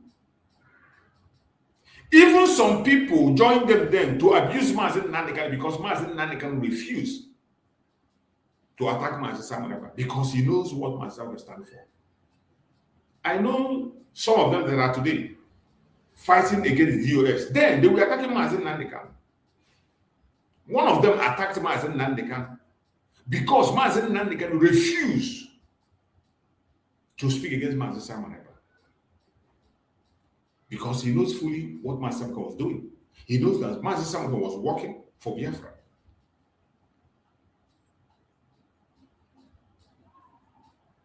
Today, the coast is clear. Everything that is hidden is now in the open. They can't hide it anymore. You can imagine somebody coming to tell you that you are going to, that Mazi Nnamdi Kanu have betrayed the cause of Biafra. This is somebody who has not made a single sacrifice for Biafra. Mazi Nnamdi Kanu has sacrificed everything sacrificable, including his parents, his cousins, his career. And today he is facing life sentence. That sacrifice is not enough for you. He is facing life sentence and you are not yet satisfied. And the only thing you can do is to on your camera, attack Mazi Nnamdi Kanu, call him different kinds of names. And you have the God to open your mouth and say that Mazi Nnamdi Kanu will be expelled from the IPOB that he himself formed. The IPOB he formed, that he is still defended in the court. You want to expel him from it. That is the height of wickedness.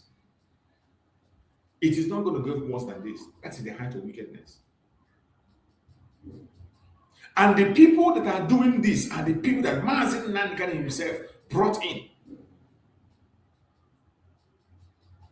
And one example that people are making, when they say that Mazi Samuel, like some people misunderstand Mazi Samuel, when they compare it to what is did. Mazi Samuel did not disobey Mazi Nnamdi Kanu.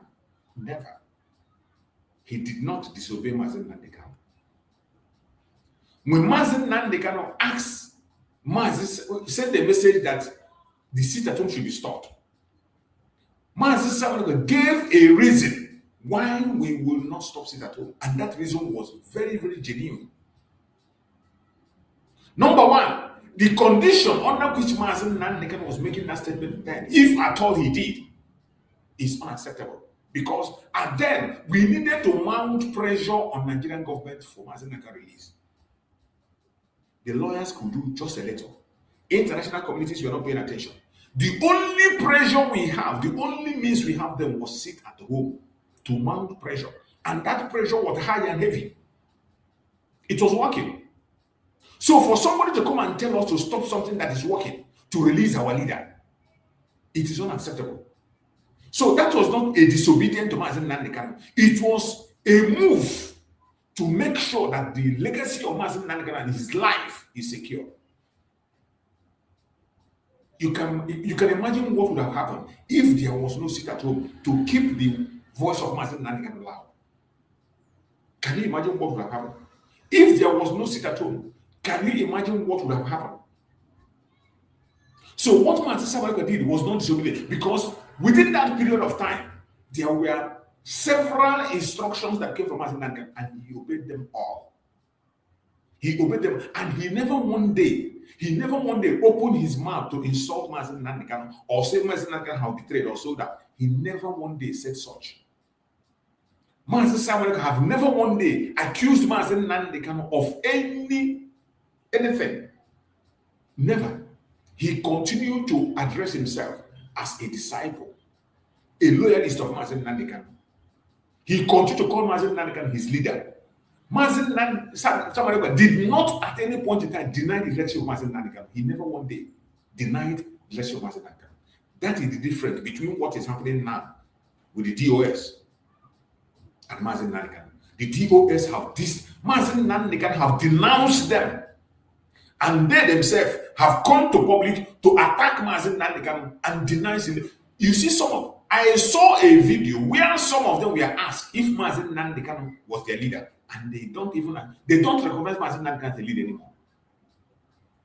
A direct question was put to members of DOS: is Mazi Nnamdi Kanu your leader? They could not answer that question. They couldn't answer that question. What a shame. What a shame. And I bet you, the moment you distance yourself from Mazi Nnamdi Kanu, you are completely out of the self-definition of Biafra. There is nothing you can tell me. Because Mazi Nnamdi Kanu, no matter the group you belong, no matter the section, you can form your group, you can form anything. But Mazi Nnamdi Kanu remain that symbol. That is why every genuine agitating group recognize him. Every genuine group, whether they are for Biafra or not, every genuine group recognize Mazi Nnamdi Kanu as the face of the struggle for restoration. So any individual or persons or group that deny the capacity of Mazi Nnamdi Kanu, deny the sincerity of Mazi, deny the leadership of Mazi Nnamdi Kanu, is no longer in self-determination. That person can be best described as an agent of the government of Nigeria. The person can be best described as an agent of the government, and there is no two ways about it. These are what we have today, and they are in various platforms, preaching their lies, preaching their propaganda, preaching their blackmail, attacking our supreme leader, Mazi Nnamdi Kanu, calling him different kinds of names, making some unnecessary accusation that doesn't hold water. They are accusing him on different levels, up to his private life. And they were able to drag his ex-wife into the issue, and she joined them to push their propaganda. Today, the government have been able to succeed. The government of Nigeria and politicians succeeded in appointing a spokesperson for this DOS. For this ex-DOS sacked by Mazi Nnamdi Kanu. They appointed Nneka Chimezie as their leader. Nneka Chimezie is their spokesperson today. Spilling lies right through and center, pushing lies everywhere. One of the lies she's putting forward, attacking Mazi Nnamdi Kanu family and his lawyers, is when she went to tell people that it was Aloy Ejimako that took the case of Mazi Nnamdi Kanu back to court after Mazi Nnamdi Kanu had gotten discharged. After Mazi Nnamdi Kanu was discharged in the court, Lolo Nneka came online and he was saying that it was Aloy Ejimako that took the case back to court.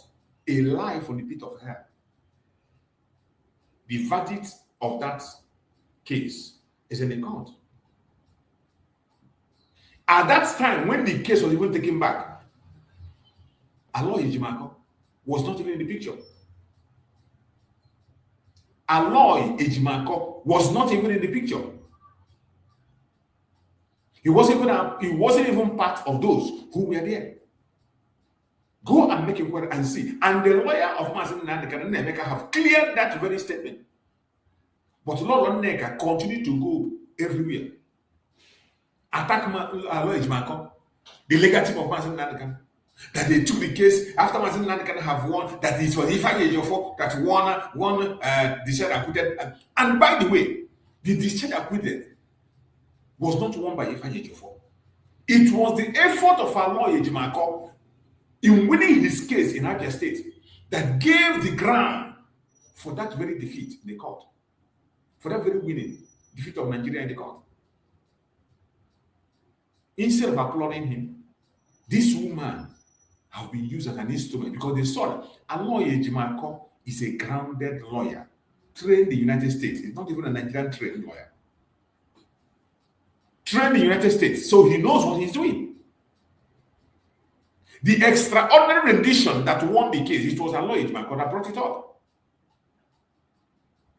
Ifeanyi Ejiofor doesn't even know what is called an extraordinary rendition. He doesn't know what it is until Allah Ejimako explained to him and told him what it is. He didn't know. But today, this intelligent effort of the lawyers is being rubbished by one woman preaching falsehood right, left, and center through the sponsorship of the Zoological Republic. And you think it's going to be well with her. It will never be well with her. It doesn't matter how she tries. You can never destroy what Shukuru Gabiam have put in place. No conversation on this topic is complete without mentioning two highly discussed figures. You cannot speak about self-determination of Biafran people without the supreme leader, Mazi Nnamdi Kanu, and the Prime Minister, Mazi Ekpa. To their supporters, they are seen as a voice of resistance. That is exactly what they are. Individuals who challenge system and spoke boldly. They challenge the system that is holding every one of us captive. And they spoke boldly and continue to speak boldly, even in detention.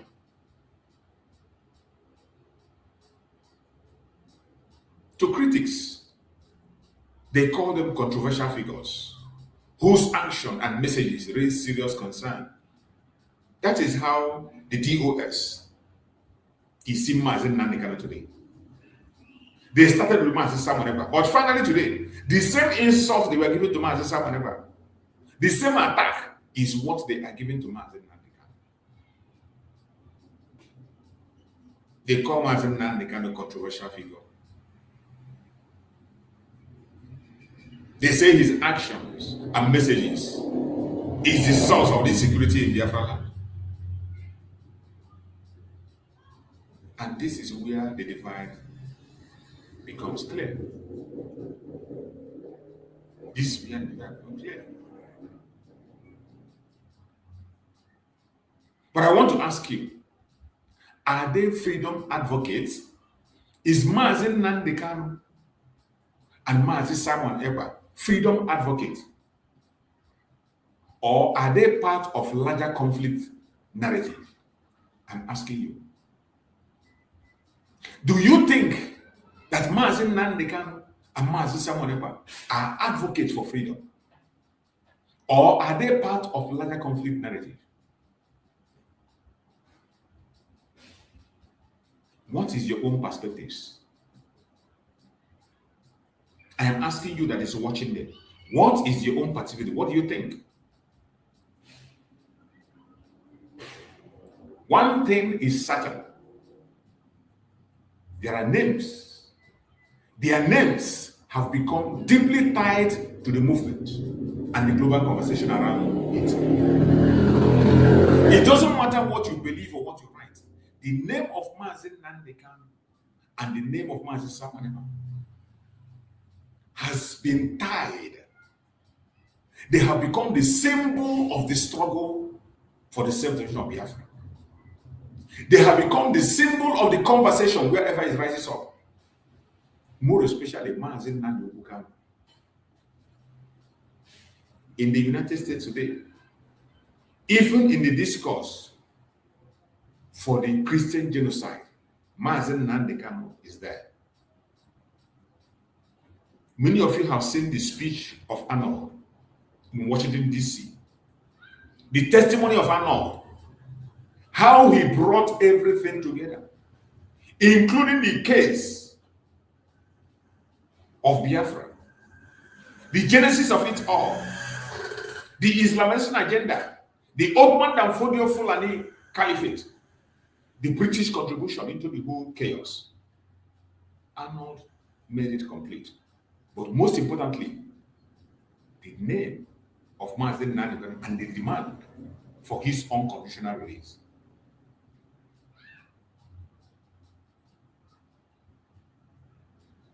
We must not be silent. We must not accept anything less than unconditional release of Mazi Nnamdi Kanu and also Mazi Simon Ekpa. Another major question that continues to spark debates is this: is Mazi Nnamdi Kanu and Mazi Simon Ekpa being persecuted? Some people will be asking, are they persecuted? The only people that will ask this question are those who are not paying attention to what is happening in Nigeria, or those who are denying the truth. But suddenly this question comes out: are these individuals being persecuted, or are they being held accountable under the law? That's the question people should ask. Are they being persecuted, or they are being held accountable under the law? The answer is they are being persecuted. Mazi Nnamdi Kanu was sentenced to life under non-existing law. A repeat law was used to sentence Mazi Nnamdi, which he shouted loud in the court and said, "Show me the law." It was never shown to him. In the case of Mazi Simon Ekpa, the court, the prosecutor refused to admit his evidence against Nigeria. No single evidence against Nigeria was admitted. That's an error. The only best way to describe what happened to them is persecution. Mazi Nnamdi Kanu was never found with a knife, let alone a gun. He was not found with a knife. The only thing that was found with him was his t-shirt, wristwatch, and phone. But yet, because of his freedom of speech, he was sentenced to life under non-existing law and sent to Sokoto to take him away from people's eyes. How else can you describe that apart from persecution? The case of Mazi Simon Ekpa, the prosecutor refused to admit every single evidence against Nigeria. And they went ahead to give him 6 years imprisonment and have extended his appeal almost 2 years, almost serving the whole term before the appeal is coming up. How then can you describe it? How will you describe a situation where you abuse the right of an accused? You accuse somebody and you don't allow him to defend himself. You lie against somebody and you didn't give him the chance to present evidence to defend himself. The best way to describe what transpired is persecution. So the answer is Mazi Nnamdi Kanu, the supreme leader of IPOB, and Mazi Simon Ekpa, the prime minister, is persecuted. They have not committed any crime known to law. They have not violated any international crime. The people that are supposed to be persecuted are held accountable is Nigerian government. Nigerian government got involved in kidnapping. They didn't start today.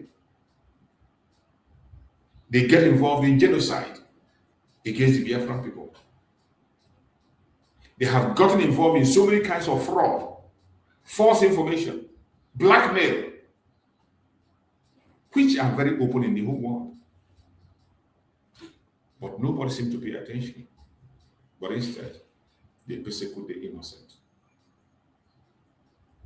This is where emotion runs high.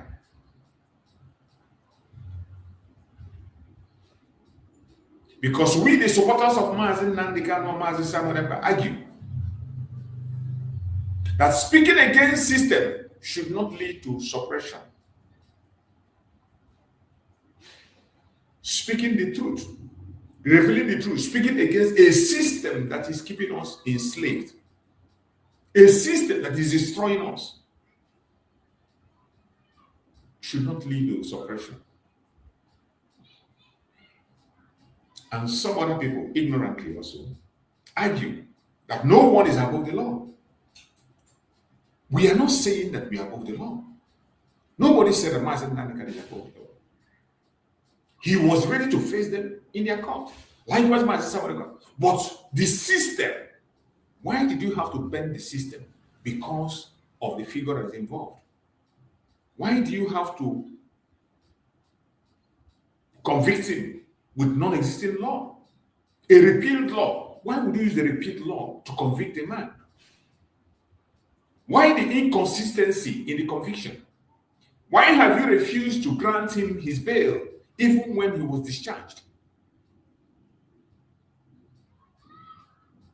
Why is the world silenced at the inconsistency and non-obedience of the law by Nigerian government? And this is not a new debate. It is a debate we will continue to go on until justice is served.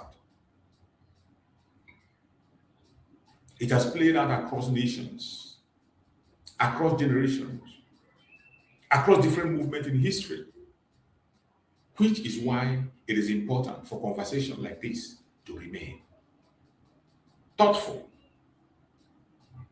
This kind of conversation that we are having today, being Monday sit at home, must remain thoughtful, must remain balanced, must be grounded on fact. In fact, this conversation must be grounded in fact, and that is what, when we talk, all you need to go and go and fact check whatever we are saying. There are facts backing every single thing we say, and that is why we say it, regardless who is concerned, who is watching, or where we are, because they are truth and facts, and that fact will never ever be taken away from our mouth for as long as we live, no matter how they try. When we step back and look at the bigger picture, we begin to see that this is not just about one movement. When you step back and look at the bigger picture, why everything is happening the way it's happening, you begin to understand that this is not just about one movement. It is about the identity of a people. It is about governance.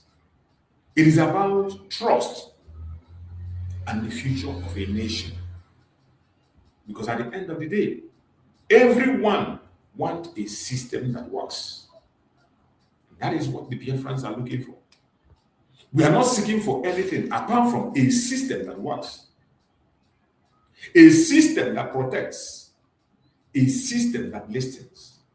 A system that includes.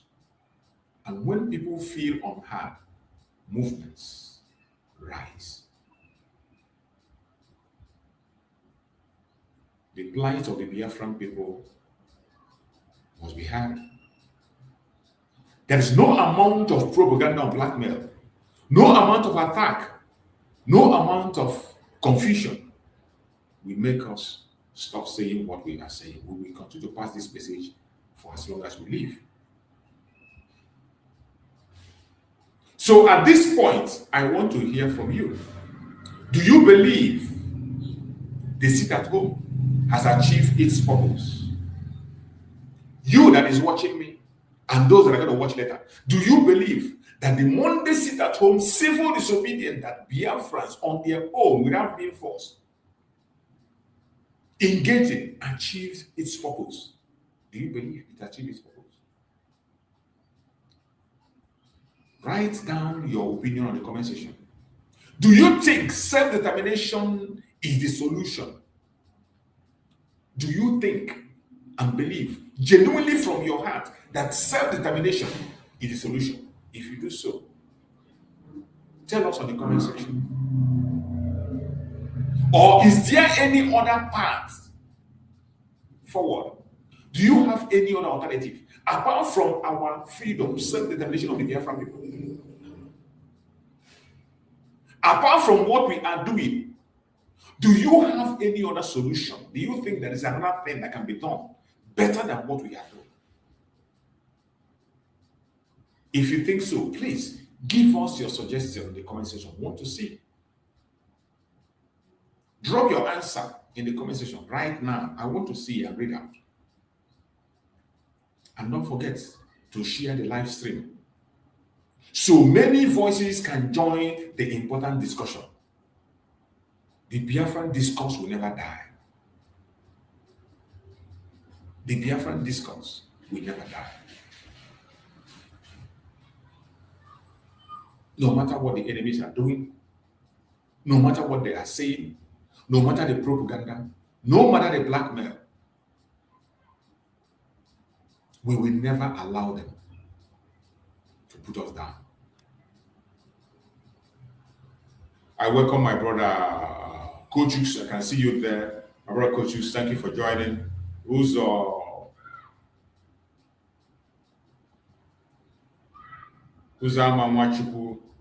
I think Uzoma Mwachuku, thank you for joining. Uzoma, I appreciate you.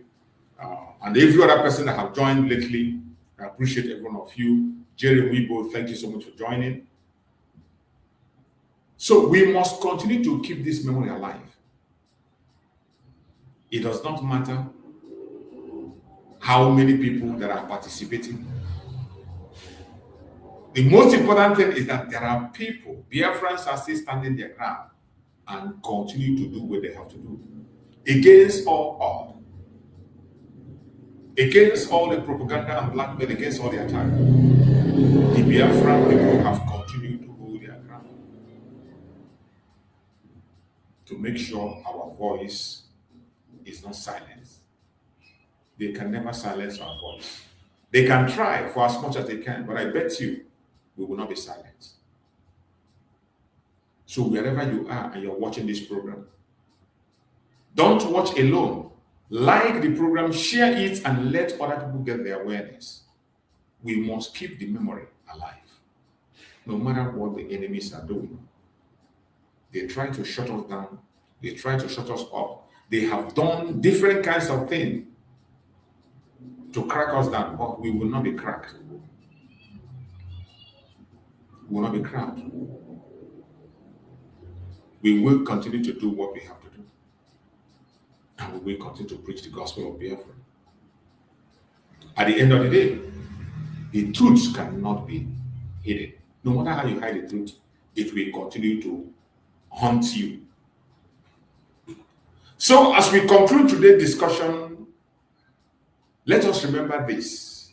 History is shaped by a conversation like this. Always remember. History is shaped by a conversation like this. Not by silence, not by fear, but by people willing to speak, listen, and reflect. The memory of the seed at home remains. The memory of seed at home do what? Remains. The call for safety remains. The debate continues. But the ultimate goal should always be clear. A future where lives are protected. That is what we are asking for. A future where dignity is respected. That is what the Biafra'S want. A future where peace is possible. That is what we are aspiring for. Because beyond every movement, beyond every argument, beyond every headlines, there are human lives at stake. Beyond every noise you're hearing, there are human lives at stake. There are real human beings that are lives at stake. Thank you for joining me today on this very program. I appreciate every one of you that have stayed and listened. I urge you to stay engaged, stay informed, and most importantly, let your voice be heard. No matter the oppression, don't let them shut you down. If I was to be afraid, or if I don't know what I'm looking for, I would have not been online today. If I'm seeking for a personal gain, I will not be speaking online today. I know the platform I have. I know the attack I face. I know the offers I've gotten, but it is not about me. It's about us. Collectively, it's about us. And there's no way I will compromise my belief on my decisions or my thought while my leader, Mazi Nnamdi Kanu, is facing a life sentence. I can't compromise while my Prime Minister, Mazi Ekpa, is serving 6 years in Finland. So wherever you are, do your own part and let you go handle the rest. I appreciate every one of you that have listened to this program, wherever you listen from. I thank you for being part of the program, and I pray that Chukwu will give you the wisdom, knowledge, and understanding to continue to stand firm and stand strong on the things that are right. See you again next time, and may Chukwu guide and protect every one of you. No weapon formed or fashioned against you shall prosper. No weapon formed or fashioned against our leader, Mazi Nnamdi Kanu, Mazi. Thank you so much for listening, and see you again next time. Bye, everybody.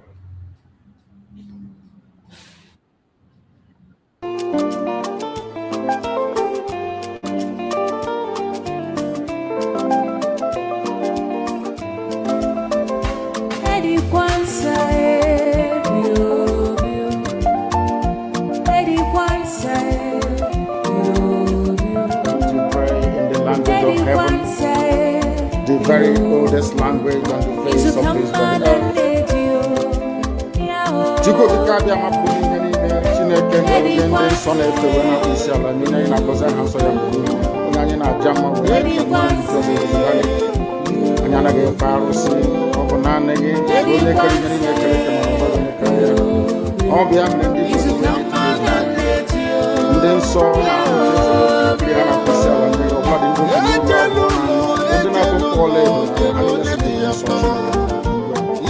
no totoa eyi aba no wanene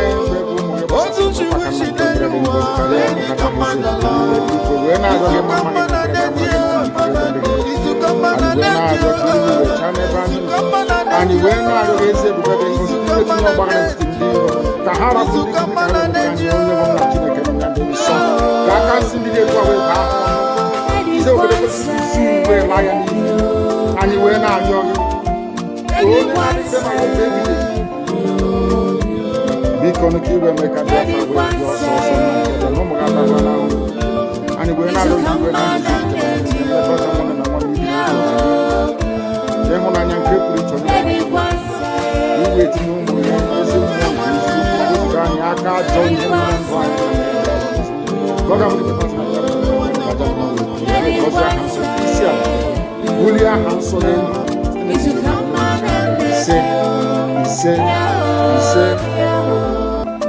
But you know what? I would like you to believe that someone is the cause of this.